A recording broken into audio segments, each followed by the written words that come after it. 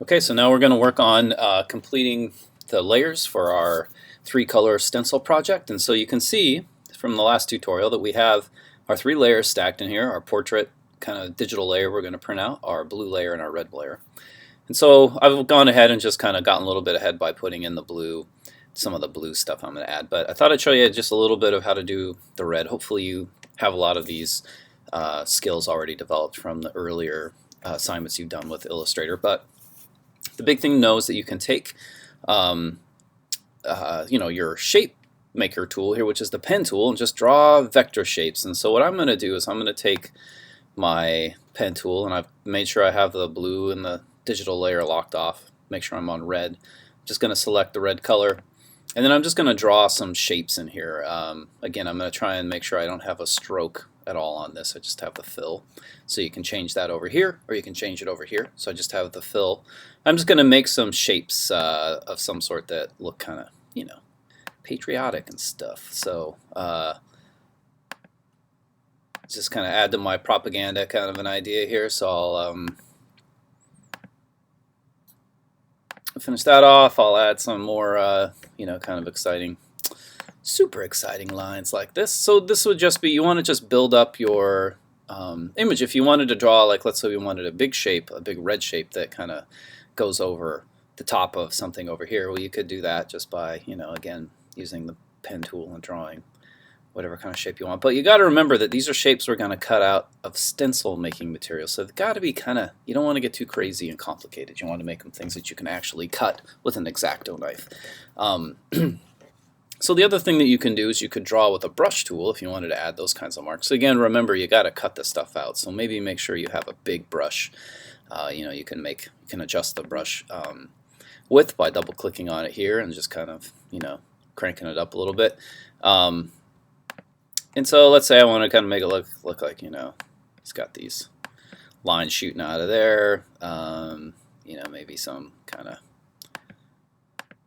shape like that in here. I'm drawing with a mouse, so I'm not doing well. But if you use a Wacom tablet, you can really have some fun with this. It can be really cool way to draw that. And so the other thing that we might want to do is we might want to add some pattern to this. And so you need to add pattern to one of your layers. You can decide to do it on the stencil layer. It's just a lot harder to cut that stuff out. So you might want to add it to the digital layer. But one way you could make a pattern would be to just, let's say we take our star tool here, and we want to make sure, again, we have our fill selected for that and no stroke on it.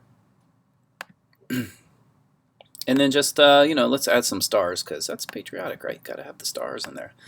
And this would be one way of making like kind of a pattern around your, your image. You could certainly, get more or less, detailed as you sort of see fit here, right? So, but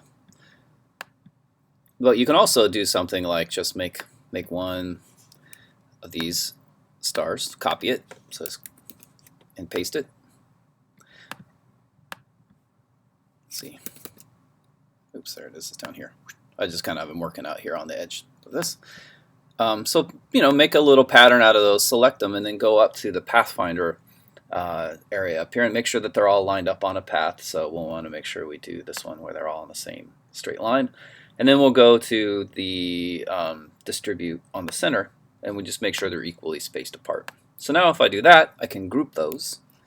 Just hit Command-G or go up to Object, Group.